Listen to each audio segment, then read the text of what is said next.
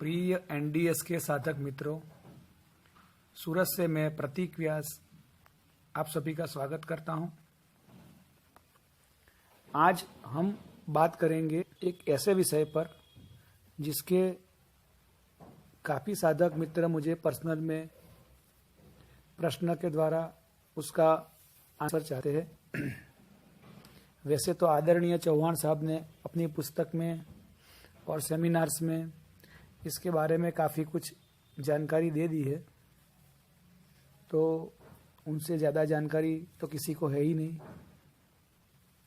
यहाँ पर जो मैं आपको बताऊंगा वो एक मेरा खुद का एक्सपीरियंस होगा और जो साधकों को मैंने करवाया है मेरे नीचे उनका एक्सपीरियंस होगा। काफ़ी सारे साधक मित्र का ये प्रश्न आता है कि हमें जब ये एनडीएस की साधना शुरू करते हैं तो शुरुआत में बहुत भूख लगती है, बहुत प्यास लगती है। सिर्फ नए साधकों का नहीं, मेरे पास ऐसे पुराने साधक मित्र का भी फोन आता है जो 6 महीने से 10 महीने से 1 साल से इवन 2 साल से भी कर रहे हैं। उनको भी ये दिक्कत आती है कि सुबह का पहले का 5 या 6 घंटे का फास्ट वो आराम से कर पाते हैं, उसके बाद उनको भूख या प्यास लगना शुरू हो जाता है। ज़्यादातर लोगों को प्यास लगती है और बहुत लोगों को भूख भी लगती है। सबसे एकदम प्यार से बात करने से मालूम है कि वो लोग एक्चुअली 8 घंटा का जो उपवास करते हैं हम सुबह को, वो काफ़ी सारे साधक खींच रहे हैं, जैसे घड़ी में देख रहे हैं कि 8 घंटे हुए कि नहीं, 8 घंटे हुए कि नहीं।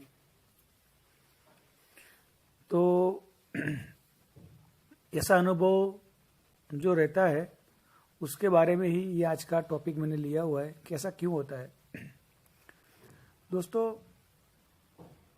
जो भूख और प्यास होती है वो एक्चुअली आंत की होती है, हमारी जो बड़ी आंत है उसकी होती है। हमारे सारे सिग्नल्स वहीं से आते हैं, मतलब भूख के, प्यास के, कुछ भी इंडिकेशंस जो रहते हैं अपने को, क्रेविंग्स रहती है, वो वहीं से आती है। अगर अपनी आंत साफ है ना तो मैं आपको लिख के देता हूं, आपको कोई भूख कोई प्यास लगेगी नहीं। जिसकी आंत साफ उसके सारे रोग माफ, और जिसकी आंत साफ उसको कभी ना आए भूख और प्यास। एकदम अजमाई हुई, प्रूव की हुई और खुद पे मैंने ये चीज महसूस की हुई है, इसीलिए मैं इतना विश्वास से आपको कह रहा हूं।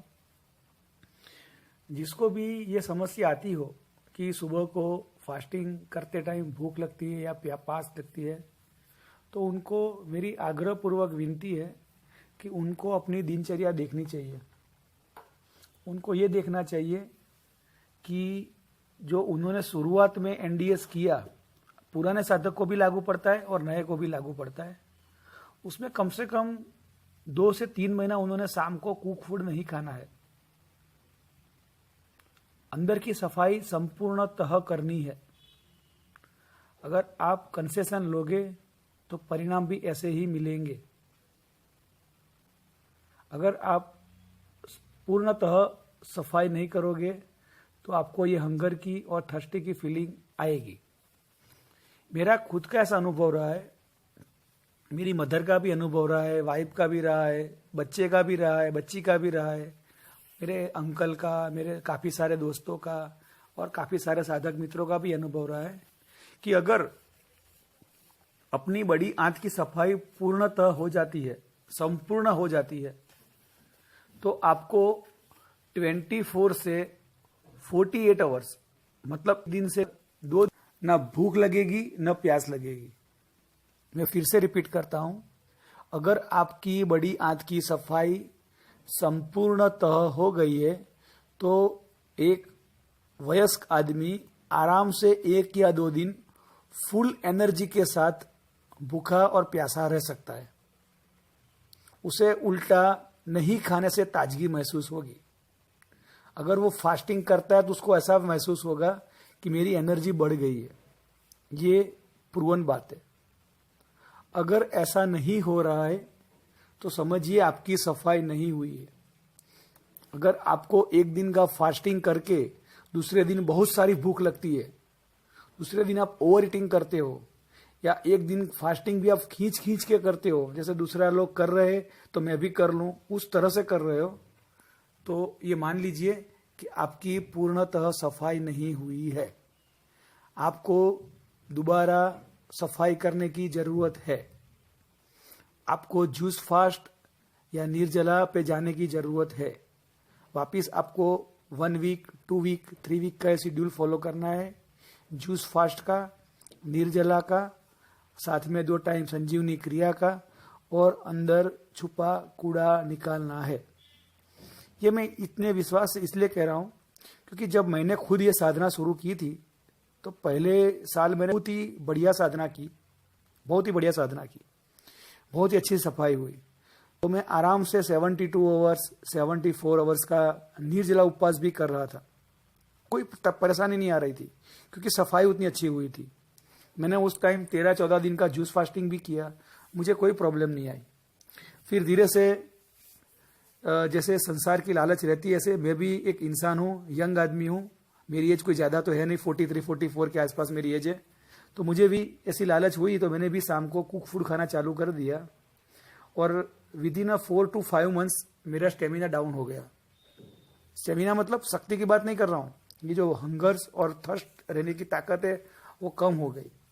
उसके बाद जब ये मैंने 2 या 3 दिन का एक बार जूस फास्टिंग चालू किया, क्योंकि मुझे ऐसा एहसास हो रहा था कि मुझे ठीक नहीं लग रहा है, मुझे थोड़ा परेशानी हो रहा है, तो आप मानिए मैं 2 दिन के अंदर थक गया। 2 दिन में मुझे इतनी थर्स्ट फीलिंग आई कि मुझे 2 दिन में वो निर्जला वो जूस फास्टिंग तोड़ना पड़ा। मतलब जो लंबा करना था उसके यहाँ पे मुझे शॉर्ट टाइम में बंद करना पड़ा। तब मैंने खुद पे जो एक तरह से इंक्वायरी की, खुद का जो स्वदर्शन है वो किया, तो मुझे लगा कि मैंने जो लंबे टाइम तक, लगभग 5-6 महीने तक शाम को जो कुक फूड खाया, उसी का असर हुआ कि धीरे धीरे धीरे अंदर टॉक्सिन्स जमा हुए और मेरा जो अंदर का क्लीनिंगनेस था वो खत्म हो रहा है। तो वापस मैंने ये जूस फास्ट चालू किया, एनीमा चालू किया, धीरे धीरे उसकी जो टाइम पीरियड है वो बढ़ाई, अंदर की सफाई की, और वापस मेरा जो स्टेमिना और निर्जला करने की ताकत थी वो हासिल की। तो ये करने के बाद जो वापस मैंने वो 12 या 14 दिन का बिना कोई प्रॉब्लम को निर्जला जूस फास्टिंग कर दिया। तो इससे ये चीज़ साबित होती है, प्रूव होती है, अगर आपकी सफाई अंदर सही है तो आप आराम से 1 दिन का या 2 दिन का जूस फास्ट या निर्जला विदाउट एनी प्रॉब्लम कर सकते हो। अगर नहीं कर सकते हो, बहुत हंगर लगता है, वीकनेसेस लगता है, तो आपको वापस सफाई की ज़रूरत है। आप उस पर ध्यान दीजिए और साधना की फिर से शुरुआत कीजिए। आशा रखता हूँ मेरे ये ऑडियो से उन साधकों को काफ़ी हेल्प मिलेगी जिनको ऐसा लग रहा है कि मैं बड़ी मेहनत से 8 घंटे का फास्टिंग कर रहा हूँ। 8 घंटे का फास्टिंग एकदम मज़े से होना चाहिए, बिना कोई परेशानी के होना चाहिए। ऐसा आपको लगना ही नहीं चाहिए कि आप फास्टिंग कर रहे हो। आपको उसका आनंद आना चाहिए कि मैं एयर फास्ट कर रहा हूँ, मैं एयर का खुराक ले रहा हूँ। वो फीलिंग जब अंदर से आएगी तो मानो आपकी साधना संपूर्ण है, आपकी साधना में कोई कसर नहीं है। और अगर आपको लग रहा है कि मेरा ये पीरियड लंबा हो रहा है, मेरा ये पीरियड बड़ी मेहनत से मैं खींच रहा हूँ, तो आप वापस आपकी सफाई शुरू कीजिए संजीवनी क्रिया और फास्टिंग से, और वापस वही स्टेमिना हासिल कीजिए। सबको खूब खूब बेस्ट विशेष बोलता हूं, और बोलता हूं कि आप इस पे अमल शुरू कीजिए। प्रिय एंडी